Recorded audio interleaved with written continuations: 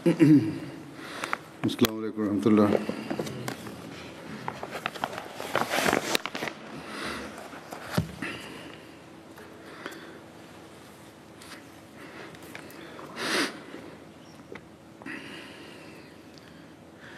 أشهد أن لا إله إلا الله وحده لا شريك له وأشهد أن محمدا عبده ورسوله أما بعد فأعوذ بالله من الشيطان الرجيم بسم الله الرحمن الرحيم الحمد لله رب العالمين الرحمن الرحيم مالك يوم الدين إياك نعبد وإياك نستعين اهدنا الصراط المستقيم صراط الذين أنعمت عليهم غير المغضوب عليهم ولا الضالين आज जिन सहाबी का मैं जिक्र करूँगा उनका नाम है हज़रत मुआज़ बिन जबल. Le compagnon que j'évoquerai aujourd'hui se nomme Mu'adh bin Jabal. Son nom d'origine était Mu'adh et son père se nommait Jabal bin Amr et sa mère se nommait Hind bint Sahal. Elle était originaire des Banu Araba, une branche de la tribu Banu Juhayna. Mu'adh bin Jabal avait pour nom d'emprunt Abdurrahman. Il appartenait au clan Uday bin Sa'ad bin Ali de la tribu Khazraj. Selon l'auteur de la Sir al-Sahaba, Sa'ad bin Ali avait deux fils, Salima et Uday.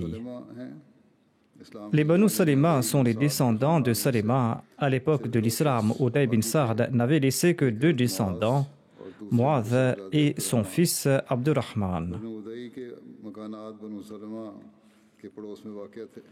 Les maisons des Banu Uday avoisinaient celles des Banu Salama. Mu'adh bin Jabal était de teint très blanc et il avait le visage très beau. Il avait les dents brillantes et il avait les yeux portant du kohol.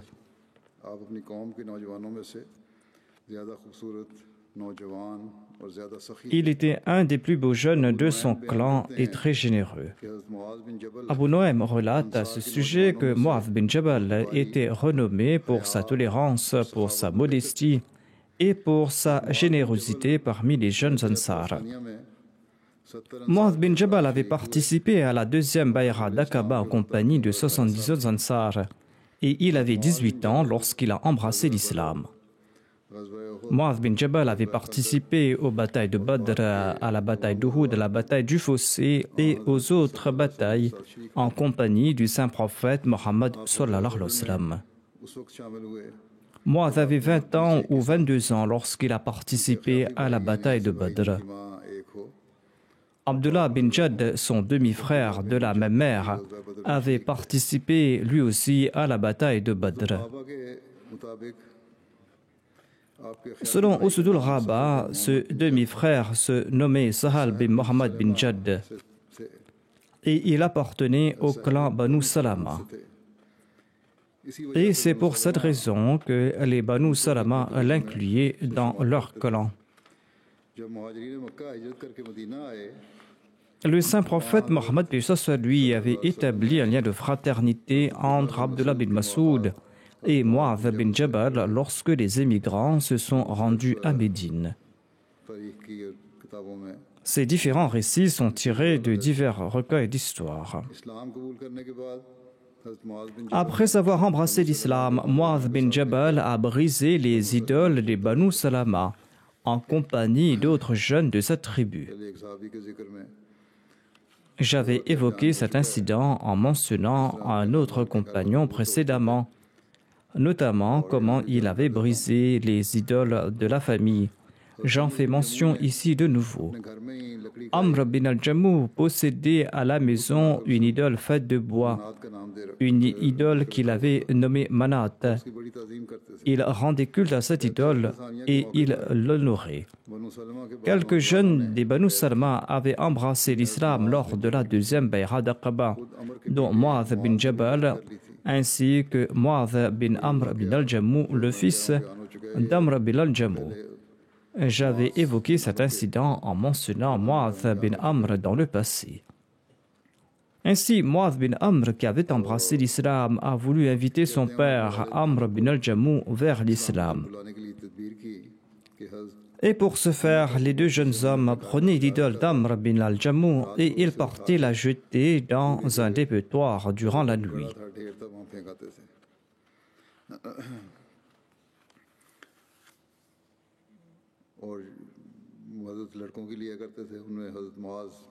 Mu'adh bin Jabal faisait partie de ces jeunes. En tout cas, Amr est parti à la recherche de son idole la première nuit et l'a ramené à la maison et disait « Si je découvre celui qui a traité ainsi mon idole, eh bien, je le punirai certainement. » Le lendemain, les jeunes ont répété leur acte. L'idole s'est retrouvée dans la fosse de détritus de nouveau. Amr l'a ramenée à la maison. Le troisième jour, il l'a lavé, il l'a embelli et il a placé son épée autour du cou en déclarant « J'ignore qui te fait subir cela par Allah, mais maintenant défends-toi avec cette épée que je te laisse. » Le lendemain, Amr n'a pas vu son idole à sa place. Il l'a retrouvée dans la fosse attachée à un chien mort.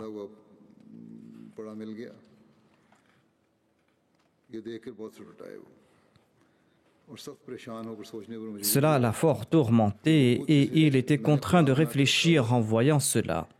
Et il s'est dit, cette idole que je prends pour Dieu n'a même pas la possibilité de se défendre avec l'épée à ses côtés. Comment pourra-t-elle me protéger donc? De plus, elle avait ce chien mort autour du cou. Comment cette idole pourra-t-elle être mon Dieu? En tout cas, cela l'a poussé vers l'islam et cela l'a enclin à embrasser l'islam.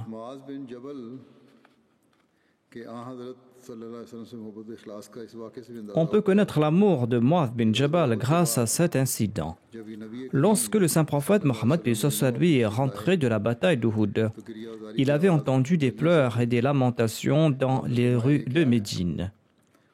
Le saint prophète Mohammed lui a demandé « Que se passe-t-il » et on l'a informé que les femmes des Ansar pleuraient à la mort de leur martyr.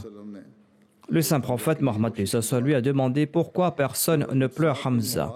Et le saint prophète lui a imploré le pardon de Dieu en faveur de Hamza.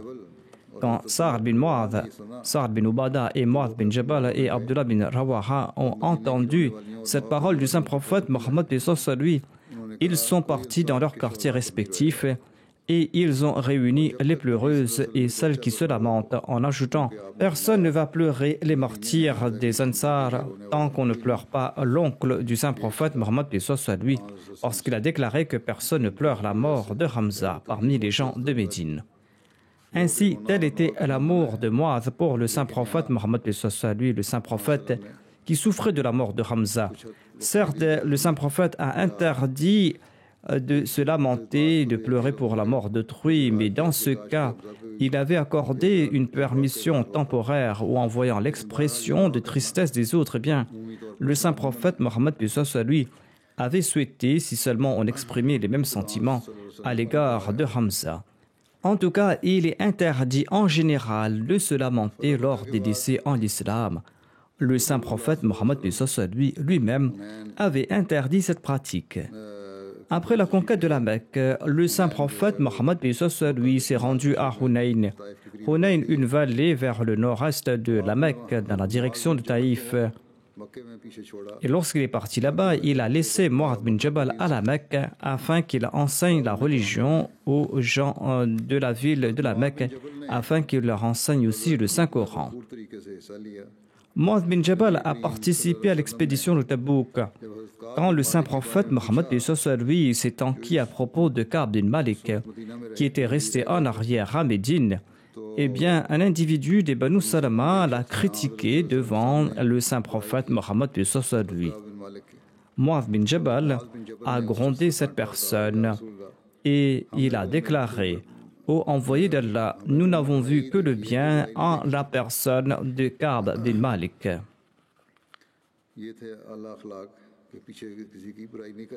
Tel était son souci de bienséance. Il condamnait tout propos malséant à l'égard d'autrui en son absence. Qatada relate qu'il a entendu Anas déclarer que 4 personnes avaient réuni à l'époque du saint prophète Mohammed lui le texte intégral du Saint-Coran. Ils étaient tous des Ansar. Ils sont Mu'adh bin Jabal, Ubay bin Ka'b, Zayd bin Thabit et Abu Zayd. Abu Zayd était l'oncle d'Anas.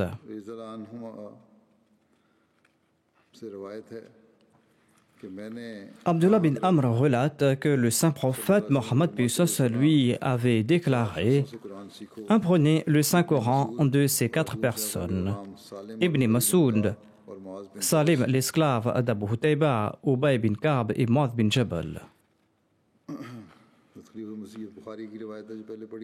Ce récit est tiré d'Al-Bukhari.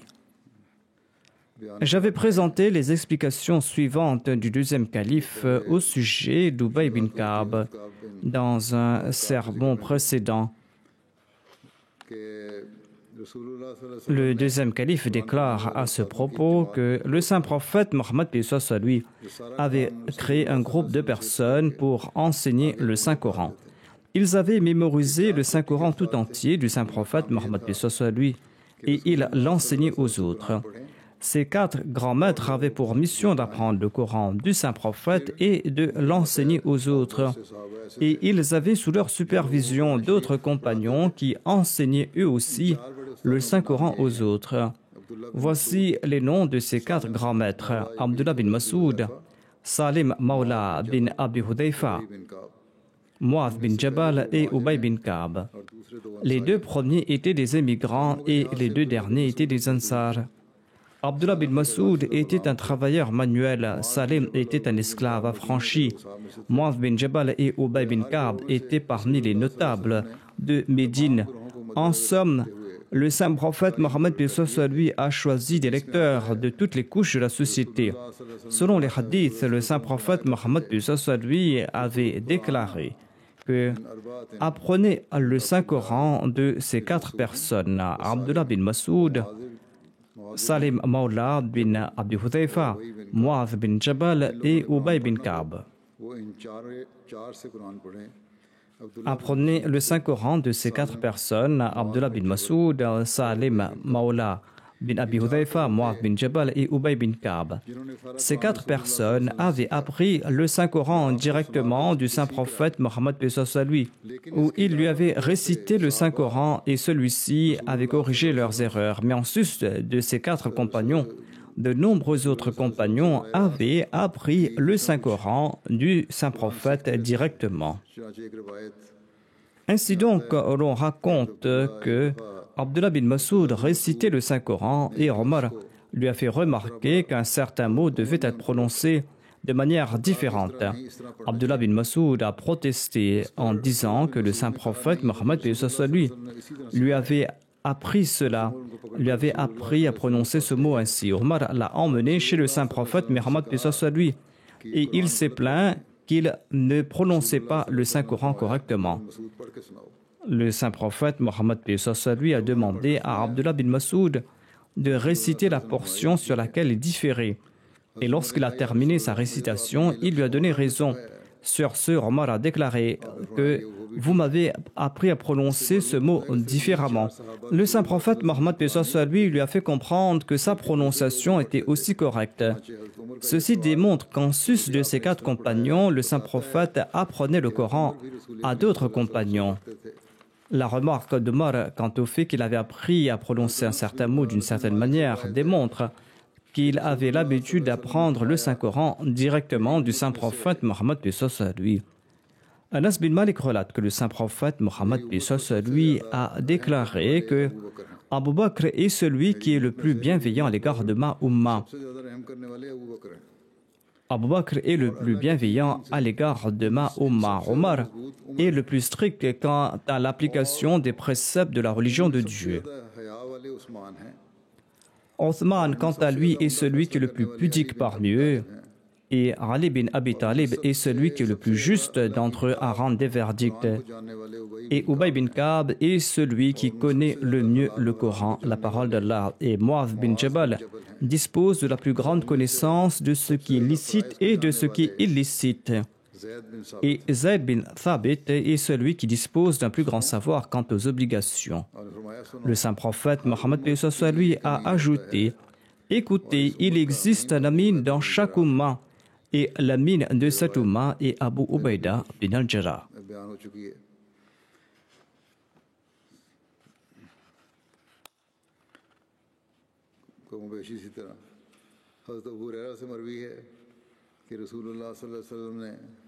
J'avais mentionné ce récit récemment avec quelques différences. Abu Huraira relate que le saint prophète Mohammed lui a déclaré: Abu Bakr, Omar, Abu Ubaida bin al-Jarrah, Usayd bin Hudayr, Thabit bin Qais bin Shammas, Mu'adh bin Jabal et Mu'adh bin Amr bin al-Jammu sont de très bonnes personnes. Ce récit est tiré du recueil de Musnad Ahmad bin Hanbal.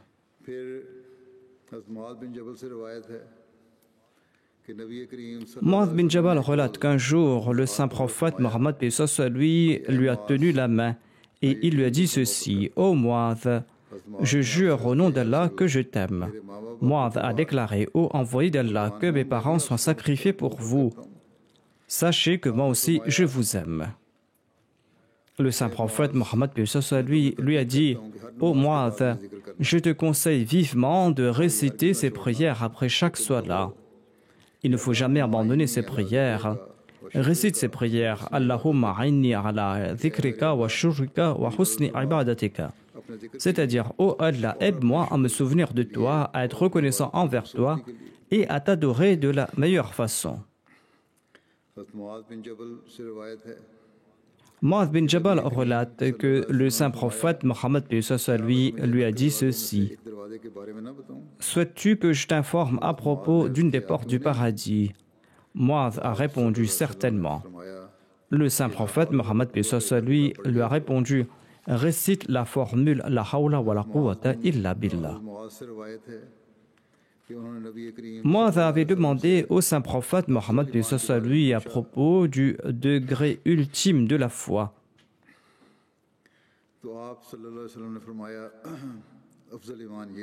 Le saint prophète Mohammed lui a répondu que le degré ultime de la foi est que tu aimes et que tu détestes autrui uniquement pour la cause d'Allah et que tu consacres tes lèvres au souvenir d'Allah. Mu'adh a demandé: quelles sont les autres actions à accomplir? Le saint prophète a répondu: tu dois aimer pour autrui ce que tu aimes pour toi-même et tu dois détester pour autrui ce que tu détestes pour ta personne. Tu dois aimer pour autrui ce que tu aimes pour toi-même et tu dois détester pour autrui ce que tu détestes pour toi-même.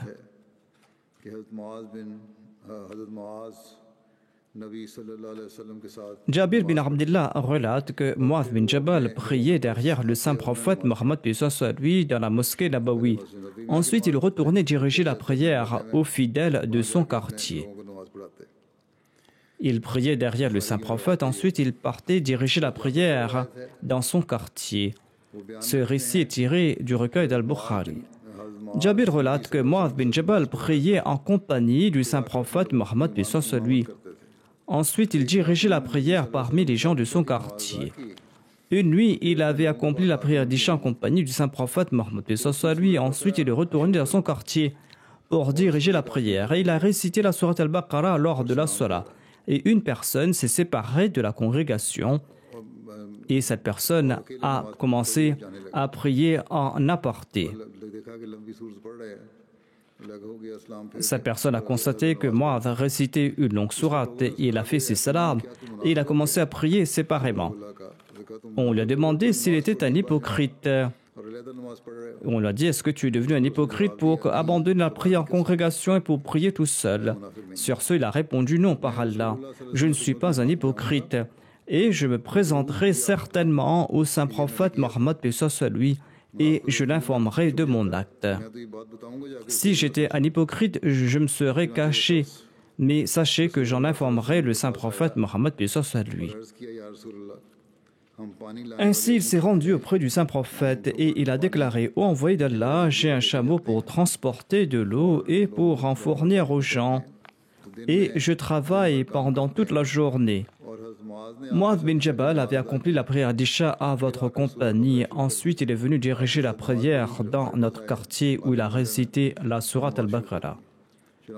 Le saint prophète Mohammed paix soit lui s'est tourné vers Mu'adh et il lui a dit, ô Mu'adh, souhaites-tu éprouver les gens? Pourquoi mets-tu les gens en difficulté? Ensuite, le saint prophète Mohammed paix soit lui a conseillé à 2 reprises quelle sourate à réciter lors de la prière en congrégation. Jabir déclare qu'il lui a conseillé de réciter les sourates Ash-Shams, Ad-Duha, la sourate Al-Layl ainsi que la sourate Al-A'la. C'était 4 sourates qu'il a présentées comme exemple. Ce récit est tiré du Sahih Muslim. Jabir bin Abdullah Ansari relate qu'un individu accompagné de 2 chameaux transportait de l'eau et il s'est approché de nous. Il faisait nuit et par hasard, il a constaté que Mu'adh bin Jabal dirigeait la prière d'Isha. Cet individu a attelé ses chameaux et il s'est joint à la prière derrière Mu'adh.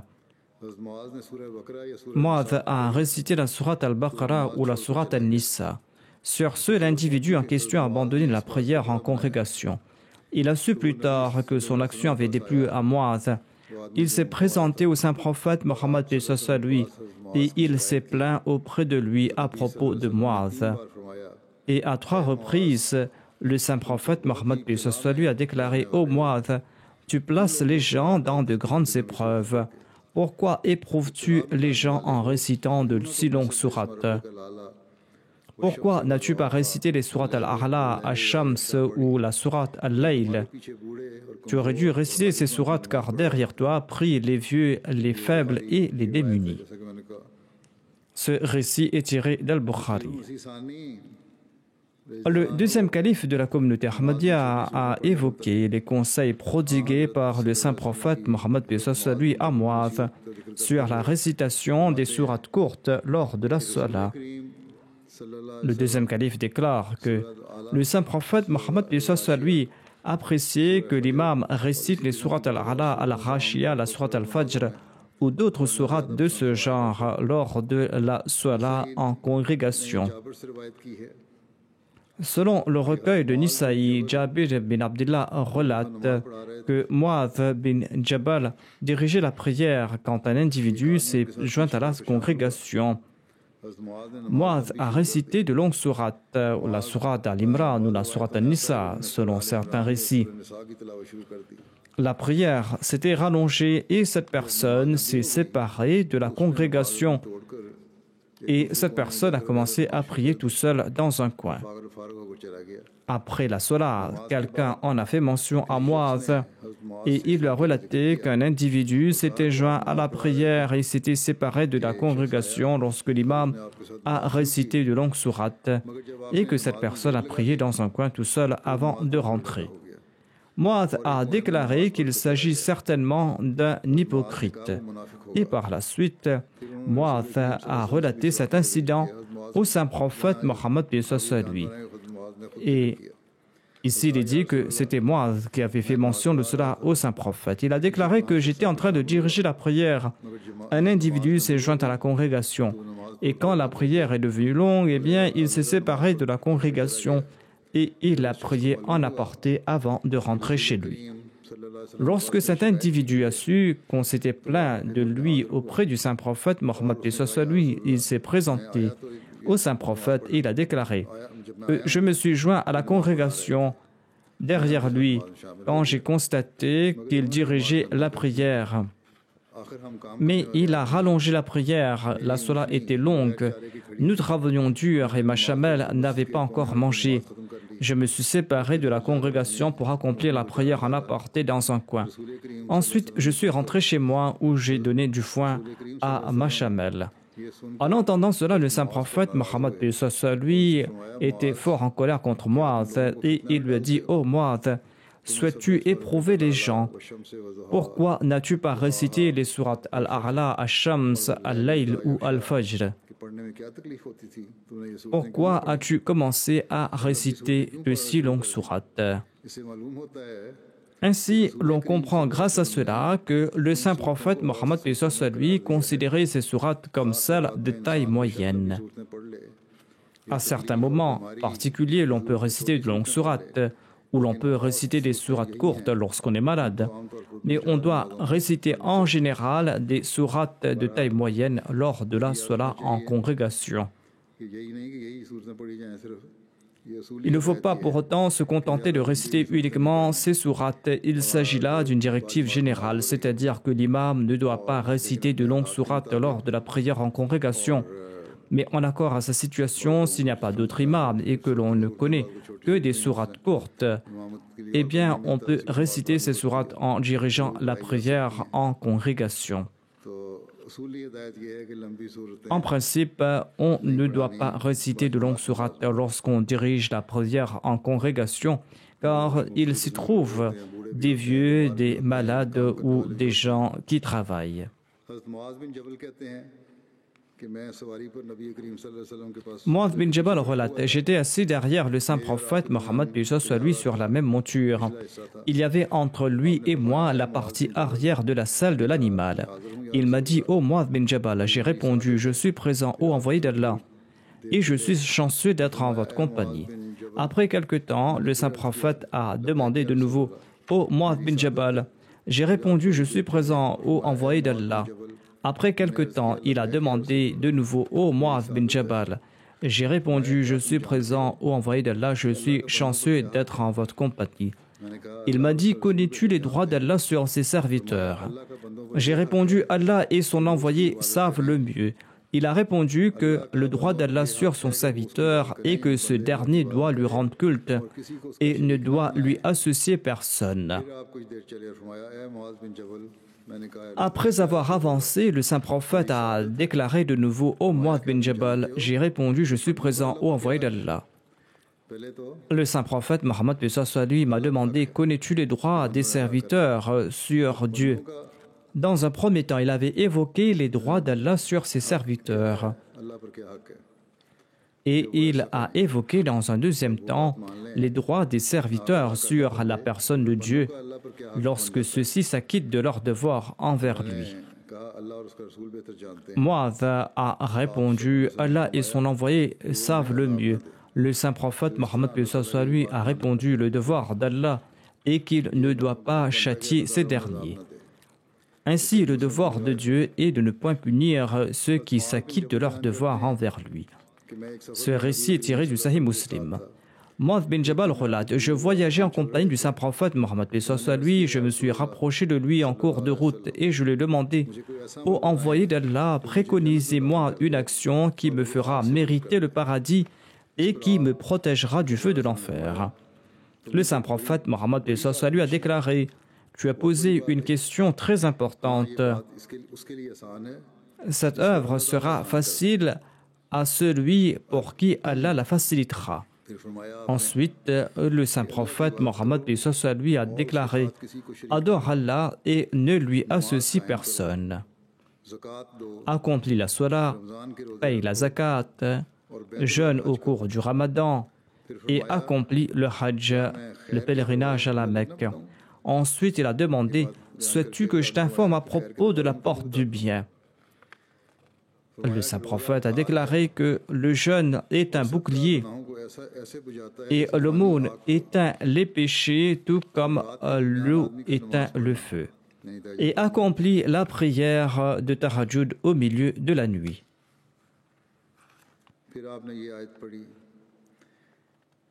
Ensuite, le saint prophète Mohammed lui a récité le verset suivant.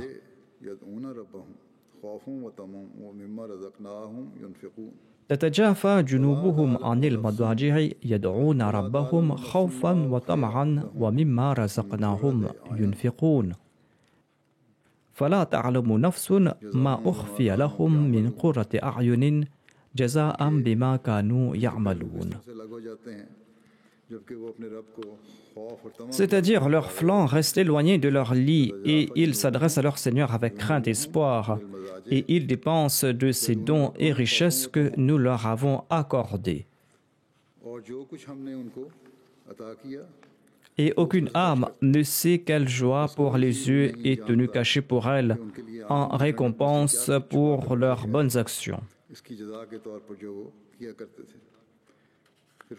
Ensuite, le saint prophète Mohammed lui a demandé à Mu'adh, « Souhaites-tu que je t'informe à propos de l'action la plus élevée d'entre elles toutes ?» Il a répondu, « Il s'agit du djihad. » Ensuite, il a déclaré, « Souhaites-tu que je t'informe de la base de toutes ces œuvres ?» L'action autour de laquelle tournent toutes ces actions. J'ai répondu certainement au prophète d'Allah. Sur ce, le saint prophète a attrapé sa langue et a déclaré « Maîtrise celle-là ». Il a déclaré « Maîtrise sa langue, contrôle ta langue ». J'ai demandé au envoyé d'Allah « Est-ce que nous aurons des comptes à rendre pour ce que nous prononçons, pour ce que nous disons ?» Le saint prophète, paix soit sur lui, a répondu « Que tu sois bien heureux, ô Mu'adh. C'est bien la moisson de la langue qui jette les gens en enfer, le visage en premier. » C'est-à-dire, il s'agit des propos virulents, blessants, énoncés pour meurtrir les cœurs, des paroles pour semer la discorde et des paroles qui engendrent d'autres maux. Quand ces propos engendrent le mal, eh bien, ces propos vous jetteront en enfer le visage en premier. C'est pour cette raison qu'il faudra utiliser à bon escient sa langue et qu'il faut toujours énoncer des propos positifs.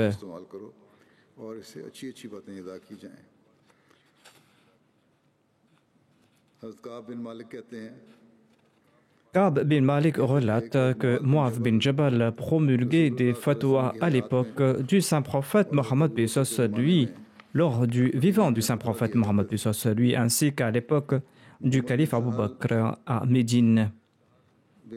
Le père de Mohammed bin Sahal bin Abu Khaythama relate qu'à l'époque du saint prophète Mohammed lui, 3 muhajirin et 3 ansar promulguaient des fatwas. Il s'agissait de Omar, d'Uthman, d'Ali, d'Ubay bin Ka'b, de Mu'adh bin Jabal et de Zayd bin Thabit. Le père d'Abdurrahman bin Qasim relate ceci. Lorsque le calife Abu Bakr avait besoin de l'avis de jurisconsulte, eh bien, il invitait les émigrants et les ansars, dont Omar, Uthman, Ali, Abdurrahman bin Auf, Mu'adh bin Jabal, Ubay bin Ka'b, ainsi que Zayd bin Thabit. Toutes ces personnes émettaient des fatwas, des avis juridiques à l'époque du califat d'Abu Bakr. C'est-à-dire qu'ils étaient les membres du comité de l'Iftar où le calife leur avait donné la permission d'émettre des fatwas, en raison de la connaissance qu'ils avaient acquise à l'époque du saint prophète Mohammed lui. Mu'adh bin Jabal s'était rendu en Syrie à l'époque du calife d'Abu Bakr. Il a élu domicile là-bas en Syrie. Et lorsqu'il a décidé de s'y rendre, eh bien, Omar a dit que son absence privera la société médinoise de sa connaissance, de la jurisprudence et de ses édits religieux. Omar a dit à Abu Bakr que les gens ont besoin de lui ici, empêchez-le de partir. Mais Abu Bakr a refusé en disant que je ne peux retenir celui qui a pris sa décision et celui qui souhaite tomber en martyr. Omar a déclaré par Allah, on peut mériter le martyr même sur son lit de mort. Thawr bin Yazid déclare quant à lui que lorsque Mu'adh bin Jabal accomplissait la prière de Tahajjud, il priait en ces termes. Ô Allah, les yeux dorment et les étoiles brillent dans le ciel. Tu es le vivant, l'indépendant. Ô Allah, ma quête du paradis est timorée et ma fuite du feu est faible. Ô Allah, réserve-moi la direction que tu m'offriras le jour de la résurrection. Tu ne violes certainement pas tes promesses. Telle était l'ampleur de la crainte qu'il nourrissait en Dieu. Anas bin Malik relate quant à lui que le saint prophète Mohammed lui a dit à Mu'adh bin Jabal lorsqu'il était assis derrière lui sur la selle de la même monture: Ô Mu'adh bin Jabal, celui-ci a répondu: Je suis présent, ô envoyé d'Allah. Je suis présent pour servir le prophète d'Allah. Le saint prophète a déclaré: Ô Mu'adh bin Jabal. Mu'adh a répondu: Je suis présent.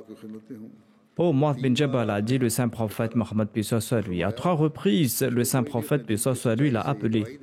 Et le saint prophète a déclaré que celui qui témoignera en toute sincérité que nul n'est digne d'adoration sauf Allah et que Mohammed est le prophète de Dieu, eh bien Allah va lui interdire certainement le feu de l'enfer. Mu'adh bin Jabal a déclaré: Ô envoyé d'Allah, est-ce que je ne dois pas en informer les autres? Ils seront contents d'entendre cela. Le saint prophète, paix soit sur lui, a répondu: En ce cas, ils vont se fier qu'à ce conseil. Ils se contenteront de cette parole et ils n'accompliront pas de bonnes œuvres. C'est pour cette raison que je te conseille de ne pas informer les autres à ce sujet. Avant de rendre là, Mu'adh a finalement relaté ce hadith afin d'être à l'abri du péché et de ne pas avoir transmis la parole du saint prophète Mohammed à lui. Il s'était dit qu'avant de mourir, il devait transmettre cette parole aux gens de connaissance. Il ne l'avait pas fait de son vivant ou lorsqu'il était en bonne santé. Waliullah Shah, dans son exégèse d'Al-Bukhari, a commenté sur ce hadith et d'autres hadiths. Il déclare à ce propos qu'il faut restreindre certains savoirs à des gens doués de connaissances, car les gens ordinaires pourront en souffrir en tirant des conclusions erronées. C'est-à-dire qu'ils penseront peut-être qu'il suffit d'énoncer la parole La ilaha illallah Muhammadur Rasulullah et qu'il ne faut pas accomplir d'autres actions. Mais en dépit de cela, c'est ainsi qu'agissent les musulmans de la pratique. Ils ne sont musulmans que de nom seulement. Ils se contentent de réciter la kalima et ne pensent pas qu'il est important d'accomplir d'autres œuvres. Shah Waliullah explique que ce hadith a clarifié ce type de question. Il commentait sur un hadith différent, il a commenté sur ce hadith aussi. Il ajoute que le recueil de Muslim relate un hadith authentique d'Ibn Mas'ud qui signifie qu'il faut s'adresser aux gens en accord à leur faculté mentale, car certains faits peuvent être la cause d'épreuves.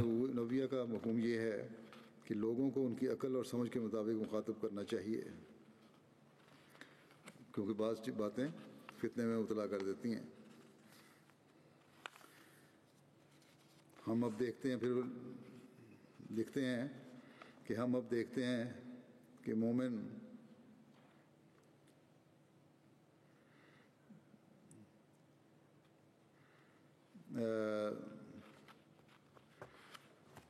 Shah Waliullah a commenté sur d'autres récits.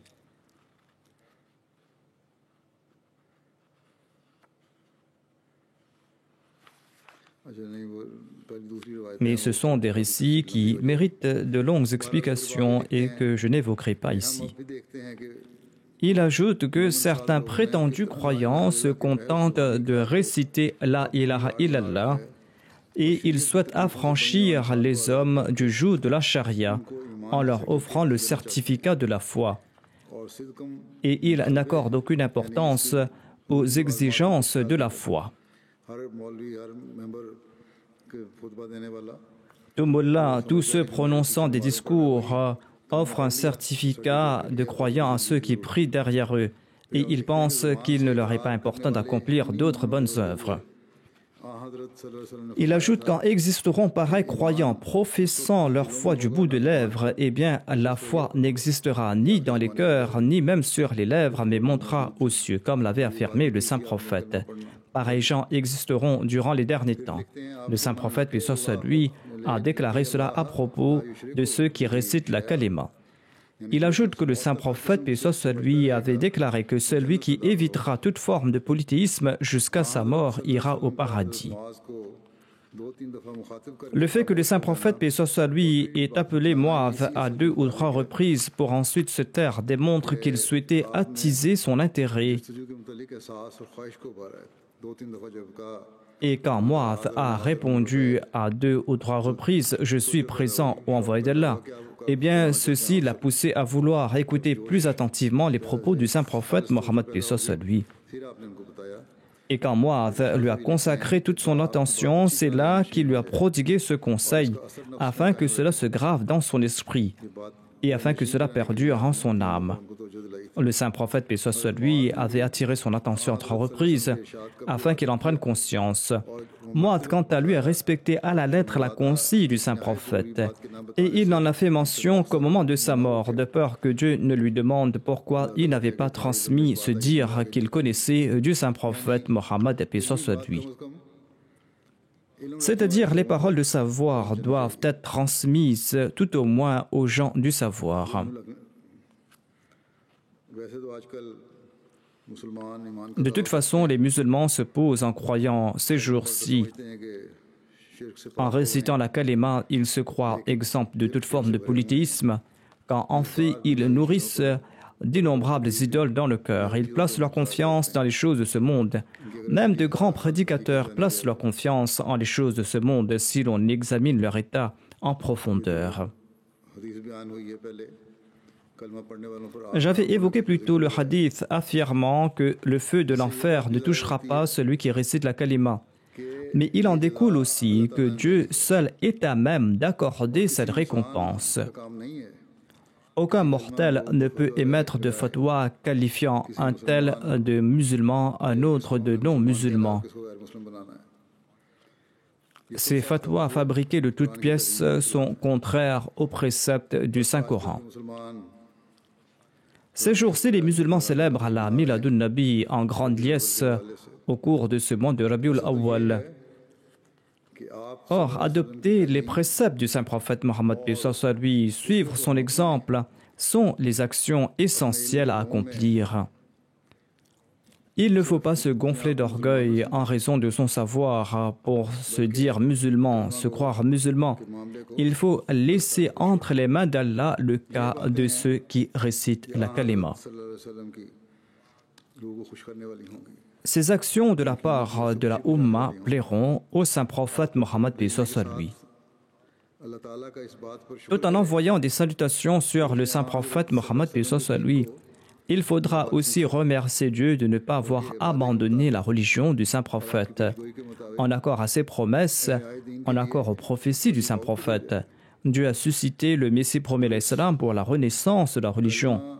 Et c'est ce Messie qui nous a expliqué la réalité de la kalima, c'est lui qui nous a expliqué l'application des règles de la charia afin que nous soyons en réalité à l'abri du feu de l'enfer.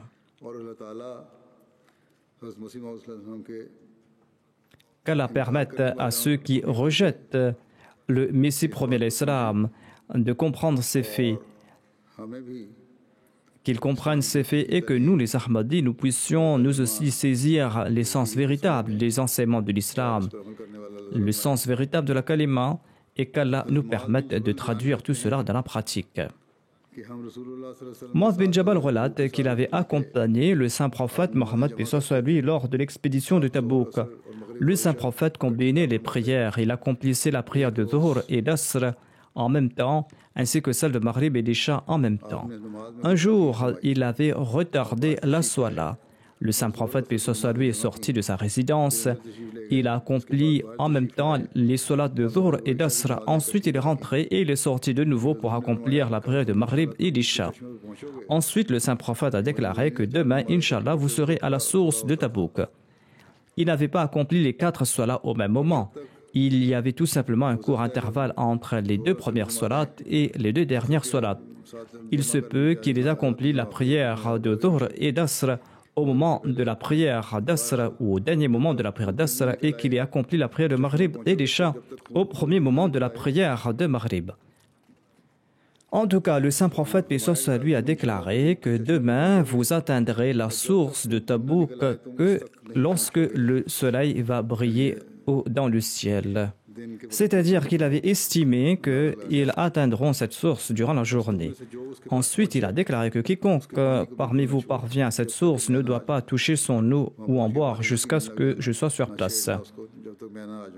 Le narrateur a déclaré qu'en arrivant à la source d'eau, 2 individus nous avaient déjà devancés et il y avait qu'un très petit filet d'eau qui coulait, un filet aussi mince que le lacet d'une chaussure. Le saint prophète, paix soit sur lui, a demandé à ces 2 personnes si elles avaient touché l'eau, et tous 2 ont répondu qu'elles en avaient bu. Le saint prophète, paix soit sur lui, a averti ces 2 personnes, et il leur a demandé pourquoi ils avaient pris l'eau malgré le fait qu'il leur avait interdit de le faire. Il a continué de leur dire ce qu'Allah a voulu qu'ils disent. Et le narrateur ajoute que petit à petit, les gens commençaient à prendre de l'eau de la source de leurs mains jusqu'à ce que l'eau se soit accumulée dans un bol. Il n'y avait qu'un petit ruisseau d'eau. Et le saint prophète, paix soit sur lui, s'est lavé les mains ainsi que le visage. Puis il a pris l'eau et l'a versée dans la source. Il a lavé son visage debout tout près de cette source d'eau. Et l'excès d'eau est retombé dans la source. Sur ce, la source a commencé à couler rapidement. Quand le saint prophète, paix soit sur lui, s'est lavé le visage et les mains, eh bien, l'excès d'eau est retombé dans la source. Le débit d'eau de la source était très faible, mais cette source a pris de l'ampleur et l'eau a commencé à couler à flot. Et les gens ont pu boire à satiété.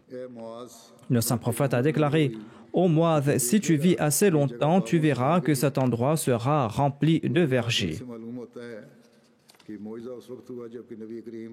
Selon les livres de hadith, nous apprenons que ce miracle s'est produit lorsque le saint prophète, paix soit sur lui, venait d'arriver à Tabouk. Selon la Sirat ibn Hisham, cet événement a eu lieu au retour de Tabouk dans une vallée nommée Mushaqqaq. L'imam Malik a également mentionné ce récit dans son ouvrage Muwatta.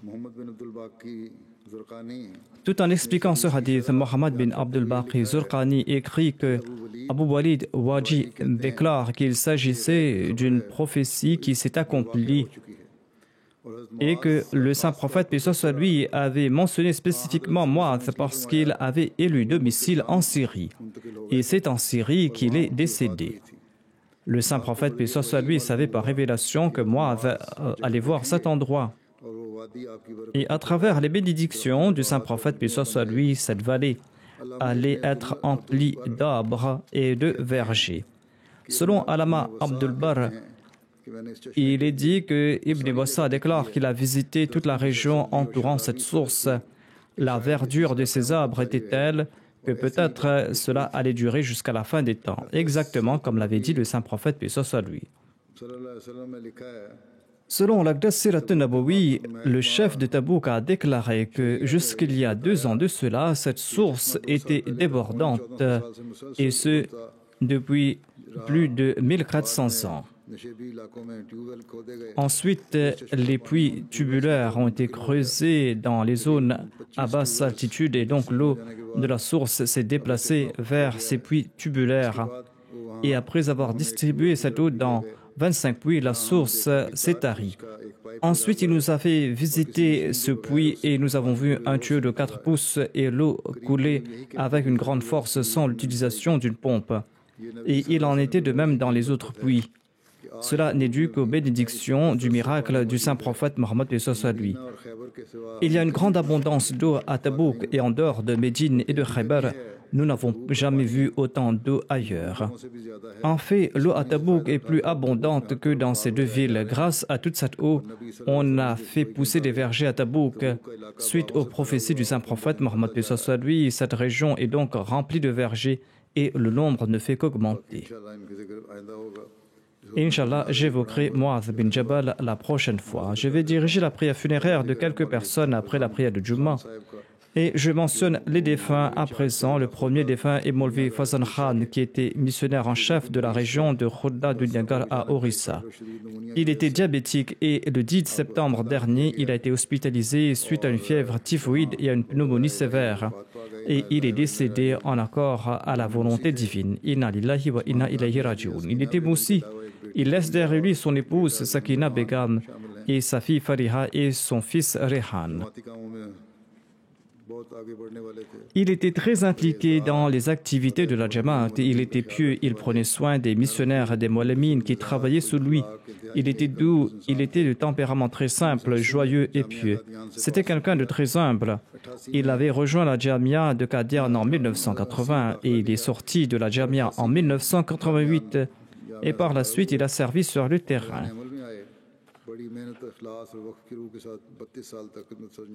Il travaillait avec une grande sincérité et avec l'esprit véritable du Waqf pendant 32 ans. Il a pu faire de nombreux convertis, il a établi de nouvelles jamaat. Son épouse Sakina Begum Sahib a écrit ceci. Sa première affectation était à Haryana. La Jamaat n'avait pas de centre là-bas et il n'y avait pas d'Ahmadi dans la région. Le défunt visitait différents endroits pour transmettre le message de l'Ahmadiyya et pour établir des centres. Un jour, il a visité un village dans la région de Haryana. Il a transmis le message de l'Ahmadiyya aux villageois. L'un d'entre eux a déclaré que ma vache ne donne plus de lait. Si votre communauté est vraie, eh bien, priez sur quelque chose que je peux donner à boire à ma vache afin qu'elle puisse donner du lait. Si vous êtes véridique et que ce miracle se produit, eh bien, toute ma famille et moi-même, nous allons faire la bayra. Le défunt a récité la sourate al-Fatiha et le Daroud Sharif et après d'autres prières, il a soufflé sur un peu d'eau qu'il a donné à cet homme. Ensuite, le défunt est resté dans le village. Il a passé toute la nuit à prier sous un arbre. Et il priait, ô Allah, manifeste le miracle de la véracité du Messie premier d'Islam. Et il a déclaré que le lendemain matin, j'ai vu l'homme revenir avec un seau à la main, un seau qui contenait de l'eau. Et il a déclaré, Maulvi Sahib, notre vache a donné du lait. Nous sommes très contents, moi et toute ma famille, nous sommes convaincus de la véracité de l'Ahmadiyya et nous allons nous joindre à l'Ahmadiyya. Le fils du défunt, Rehan, écrit ceci. Le défunt était très humble et modeste, il était très doux. Il s'adressait à tout le monde avec amour. Il a passé toute sa vie en accord avec la volonté divine et il a servi la communauté. Il mettait en application tous les conseils et les directives du calife et il nous enjoignait également de le faire. Il s'adressait toujours avec gentillesse et avec amour. En sus de servir la Jamaat, il a également aidé notre mère pour les tâches ménagères. Et durant toute sa vie, il a prié régulièrement et il s'assurait qu'on faisait de même. Et il nous enjoignait toujours de marcher sur la voie de la piété. Tous les molémines et les missionnaires qui ont travaillé avec lui ont écrit qu'il était un missionnaire exemplaire et qu'il a toujours fait preuve d'empathie et que jamais il ne s'était mis en colère. Ensuite, je vais diriger la prière funéraire d'Abdullah Mousikou Saheb qui a servi comme missionnaire local en Malaisie. Il s'est évanoui le 7 octobre dernier, il a été hospitalisé. Il n'a pas été réanimé et il est décédé le soir. Inna lillahi wa inna ilayhi raji'un. Il avait 68 ans, il était moussi, il laisse derrière lui son épouse et 8 enfants. Il est le beau-père de 2 missionnaires de la Malaisie, Salahuddin et Masrour Ahmad. Abdullah Mousikou est né aux îles Philippines après ses études universitaires. Il a rejoint l'organisation musulmane Front Moro de Libération Nationale qui se rebellait contre l'État philippin, dont l'objectif était d'établir une république islamique aux îles Philippines. En 1973, ses parents ont émigré en Malaisie et le défunt a élu domicile dans la ville de Sandakan. Allah lui a accordé un cœur pur et à plusieurs reprises, il a rencontré le Messie premier d'Islam, le 2e calife ainsi que le 3e calife dans ses rêves. En accord au décret de Dieu en 1973, il a eu l'opportunité de participer à la Jalsa Salana de Takinabalu. Et là-bas, en voyant l'atmosphère de la Jalsa, sa foi s'est renforcée et il a fait la Bayra. Il résidait à Sundakan. Et là-bas, il n'y avait pas de missionnaire, mais il était assoiffé de connaissances. Et afin d'assouvir sa soif de connaissances, il lisait tous les ouvrages de la Jamaat Ahmadiyya. Et il était passionné de la transmission du message de l'Ahmadiyya, passion qu'il a traduit dans la pratique. Il a transmis avec passion le message de l'Ahmadiyya à ses amis et ses proches et les gens de son quartier. Et de nombreuses personnes ont accepté l'Ahmadiyya grâce à ses efforts. Il avait donc une grande passion pour la prédication, il avait dédié sa vie et il a aussi servi comme missionnaire. Il a servi de nombreuses années aux îles Philippines aux côtés de Khairuddin Marous. Là-bas, il a accompli un travail remarquable. Du fait de sa nature pieuse, de sa soif de connaissance et de son humilité, de sa modestie et de la crainte divine qu'il cultivait en lui. Il faisait aussi des débats avec les chrétiens et il a pu attirer de nombreuses personnes vers l'islam, vers l'Ahmadiyya.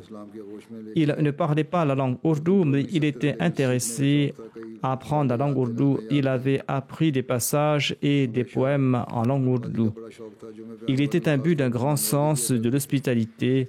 Et il invitait chez lui ceux qui venaient accomplir la prière du vendredi. Il était très discipliné et il enjoignait aussi la discipline aux autres.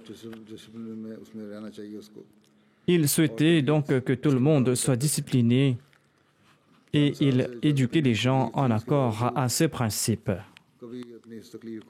Depuis quelques années, il avait du mal à marcher, mais cela ne l'a jamais empêché d'accomplir son travail.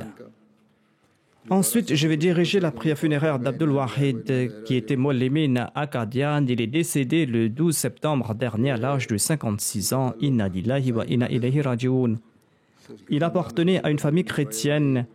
Le premier membre de sa famille à accepter l'Ahmadiyya était son frère aîné, qui est un Moulim retraité. Par la suite, toute la famille a fait la bayra. Après avoir accepté l'Ahmadiyya, le défunt a suivi une formation de 3 ans à la Jamiatul Mubashirin. Une fois diplômé, il s'est rendu dans différentes régions pour transmettre le message. Il avait également comme responsabilité l'éducation morale et spirituelle des membres de la Jamaat de Qadian. Il était très obéissant, il travaillait avec une grande motivation. Il maîtrisait tous les sujets sur le tablier et grâce à lui, 3 familles chrétiennes et 3 familles non ahmadis ont embrassé l'Ahmadiyya. Et 2 membres de ces familles sont des moussis. Ce sont des gens qui progressent dans la piété. Le défunt laisse derrière lui son épouse, un fils et 2 filles. Son fils est missionnaire, il a été diplômé de la Jamia Ahmadiyya cette année-ci. Qu'Allah exalte le rang de tous ces défunts. Qu'ils fassent preuve de pardon et de miséricorde à leur égard. Qu'Allah permette à leurs enfants de perpétuer leurs nobles actions et qu'ils fassent que ces enfants puissent avoir l'éducation qu'ils souhaitaient pour eux.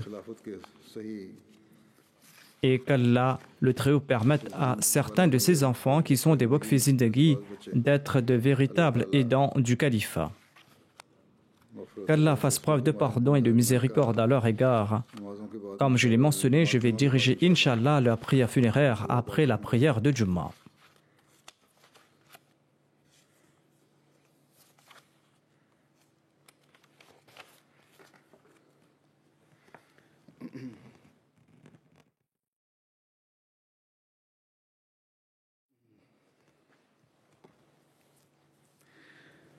Alhamdulillah, alhamdulillah, nahmaduhu wa nasta'inuhu wa nastaghfiruh wa nu'minu bihi wa natawakkalu alayhi wa na'udhu billahi min shururi anfusina wa min sayyiati a'malina.